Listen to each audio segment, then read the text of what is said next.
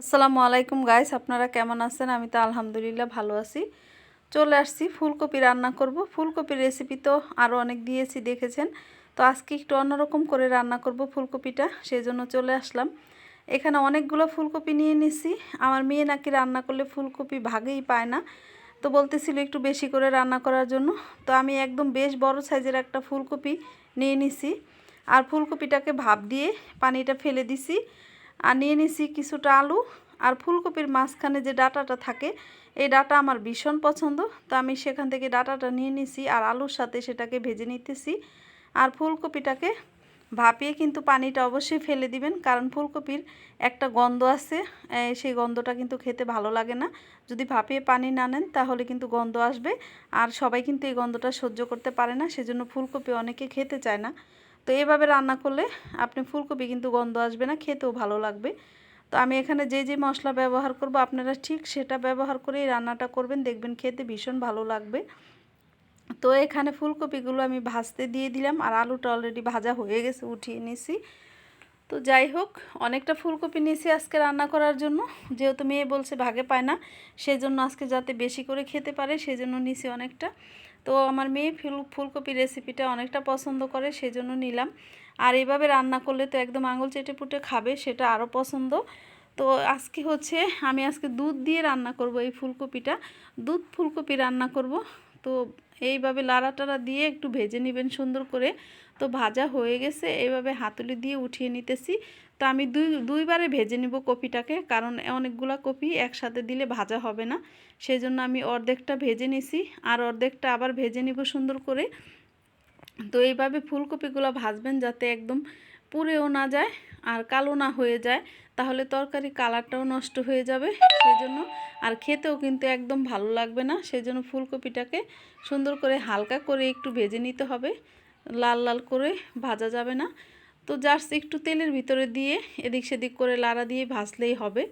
আর দিয়ে দিলাম তেল। তো কড়াইটা কিন্তু অনেকটা লেগে গেছে ফুলকপি, সেজন্য একটু লালচে হয়ে গেছে। কোনো ব্যাপার না, এখান থেকে আপনার কোনো পোড়া গন্ধ আসবে না, সেরকম পুড়ে নিই। তো এখানে দিয়ে দিলাম ফোড়নে তেজপাতা আর দারচিনি। তো অনেকে বলবে এই তেজপাতা কেন দিলাম। তো এক আপু আমাকে ওই দিন ফুলকপি রান্না করছিলাম, তো সেখানে আমি তেজপাতা দিয়েছি, সেজন্য কমেন্ট করেছে যে জীবনে দেখিনি তেজপাতা দিয়ে খায়। তো আসলে আপু পাতাটা আপনি কী জন্য দিছি আমি সেটা বলতেছি। তেজপাতা দেওয়ার কারণ হচ্ছে, আপনি যে ফুলকপির একটা এক্সট্রা গন্ধ থাকে না, সেই গন্ধটার কারণে আমার মেয়ে হচ্ছে খেতে চায় না, বলে যে গন্ধ আসে।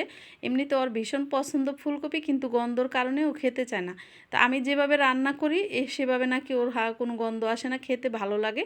তো সেই জন্য তেজপাতাটা ব্যবহার করলে গন্ধটা চলে যাবে, সেই জন্য দিলাম। আর একটা টমেটো আমি একদম ছোট ছোট করে কিউব করে কেটে দিছি। এই টমেটোটা দিলে হচ্ছে আপনার তরকারির যে স্বাদ বাড়াবে, আর হচ্ছে খেতেও ভালো লাগবে সেজন্য। তো এই রান্নাটা যদি আপনি টমেটো ঘরে না থাকে, আপনি টমেটো সস দিয়েও রান্না করতে পারেন, তবে টমেটোটা দেওয়ার চেষ্টা করবেন, তাহলে বেশি ভালো লাগবে খেতে। তো দিয়ে দিলাম হচ্ছে হলুদের গুঁড়া, আর দিয়ে দিলাম ধনিয়া গুঁড়া, আর সামান্য পরিমাণে একদম সামান্য একটুখানি মরিচের গুঁড়া দিছি স্বাদের জন্য। ঝাল হবে না, এই রান্নাটা হালকা একটু মিষ্টি হবে। তো দিয়ে দিলাম। এই তো দিয়ে তারপরে হচ্ছে মশলাটাকে পানি দিয়ে একটু লাড়াটাড়া দিয়ে মিক্স করে নিলাম। আর টমেটোটা এই মশলার সাথে একসাথে সুন্দর করে কষানো হয়ে যাবে। আর দিয়ে দিলাম একটু মাংস রান্না করার যে মশলাটা ঘরে তৈরি করি, সেই মশলাটা দিয়ে দিলাম। আর দিয়ে দিলাম হচ্ছে কয়েকটা কাঁচামরিচ একটু ফালি করে কেটে দিলাম। এটাতে এতটা ঝাল হবে না এই রান্নাটা, আমি আগেও বলছি। তো দিয়ে একসাথে সুন্দর করে কয়েক মিনিটের মতো কষিয়ে নিলাম। কষানো হয়ে গেছে, একদম তেল উপরে ভেসে আসছে, আর টমেটোগুলা কিন্তু ভর্তা হয়ে গেছে একদম মশলার সাথে মিশে, দেখুন কত সুন্দর করে হয়ে গেছে।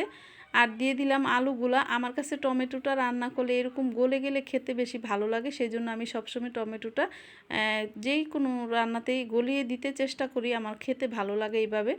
তো দিয়ে দিলাম একটু পানি, দিয়ে হচ্ছে এগুলাকে কয়েক মিনিট কষাবো, বেশিক্ষণ কষাবো না। কষিয়ে তারপরে হচ্ছে ফুলকপিটা দিব। এটা ভাজা হয়েছে, আলুটা কিন্তু ভাপ দিইনি আমি, শুধু এমনিতেই তেলের উপরে একটু হালকা করে ভেজে নিয়েছিলাম। কারণ হচ্ছে ভাপ দিয়ে আলুটা তো নতুনই এখনও আছে, সেজন্য ভাপ দেওয়ার কোনো দরকার নাই, শুধু ভেজে নিলেই হবে। তো হালকা করে একটু আলুটাকে ভেজে তারপরে হচ্ছে আমি এই তো মশলার সাথে কষিয়ে নিলাম। আলুটা কিন্তু পুরোপুরি সেদ্ধ হয়নি, এখনও হাফ সেদ্ধ হয়েছে, আর বাকিটা ফুলকপির সাথে একবারে সেদ্ধ করে নিব। তো ফুলকপিগুলো দিয়ে দিলাম, আর ফুলগুলো যাতে গলে না যায় সেই জন্য আমি আলুর সাথে পরে দিলাম। আগে দিলে কিন্তু কপিটা গলে যাবে, আর খাবারের সময় কিন্তু আপনি কপিটা একদম পাবেন না খুঁজে, তরকারির সাথে মিশে একদম ভর্তা হয়ে যায়, সেই জন্য কপিটা পরে দিবেন।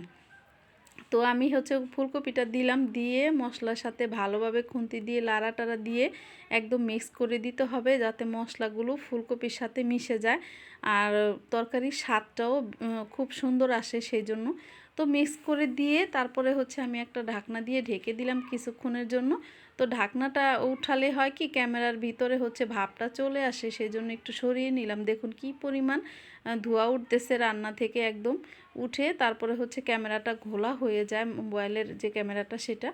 তো দিয়ে দিলাম আর কিছুটা ভালোভাবে কষিয়ে তারপরে এখন হচ্ছে পানি দিয়ে দিতেছি। কষানো হয়ে গেছে তরকারিটা, সেজন্য ঝোলের পানিটা দিয়ে দিলাম, বেশি পরিমাণেই দিলাম যাতে ভালোভাবে তরকারিটা জাল হয়। জাল হলে এটা যত তরকারিটা জাল হবে খেতে কিন্তু ভালো লাগবে, অনেক স্বাদ হবে। তো সেই জন্য জালের জন্য একটু দিয়ে দিলাম। আর এখন আমি দিয়ে দিব হচ্ছে 1 প্যাকেট গুঁড়া দুধ। আপনারা চাইলে এই দুধটা কিন্তু আরও বেশি পরিমাণে দিতে পারেন। আমার ঘরে 1 প্যাকেট দুধ ছিল, তো আবার যাব আমি দোকানে, সেই জন্য আপনাদের দেখানোর জন্য 1 প্যাকেটে দিলাম। আপনারা চাইলে এই দুধটা একটু বেশি পরিমাণে দিবেন, তাহলে কিন্তু তরকারির স্বাদটা অনেক বাড়বে, খেতেও ভালো লাগবে বেশি। তো সেজন্য আমি 1 প্যাকেট দিয়ে দিলাম। তো যাই হোক 1 প্যাকেট দুধ ছিল সেটাই দিলাম। তো দুধটা দিয়ে ভালোভাবে আবার একটু লাড়া দিয়ে মিক্স করে দিব সুন্দর করে।